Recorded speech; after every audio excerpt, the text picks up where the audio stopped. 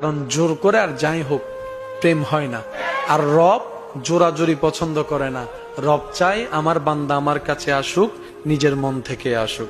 আমার বান্দা আমাকে ডাকুক, খুশি মনেই আমাকে ডাকুক। আমি আল্লাহ আমার বান্দার উপর যদি জোর করে ইবাদত করাতাম, ফজরের নামাজ না পড়লে ফেরেশতা দিয়ে পিটাই পিটাই ঘুম থেকে তুলে আমি নামাজ পড়াতাম। আমার বান্দাকে যদি চাইতাম সে জোর করে আমার সাথে ইবাদত করুক, আমার ইবাদত করুক, জোহরের নামাজ না পড়লে, জোহরের নামাজ না পড়লে আমি বাতটাই বন্ধ করে দিতাম। কিন্তু আমি আল্লাহ বাতও বন্ধ করি নাই, নিঃশ্বাসও বন্ধ করি নাই, ইনকামও বন্ধ করি নাই, ঘুমটাও বন্ধ করে দিই নাই, আরামটাও বন্ধ করে দিই নাই, শান্তিও বন্ধ করে দিই নাই। বান্দা আমি জোর করব না।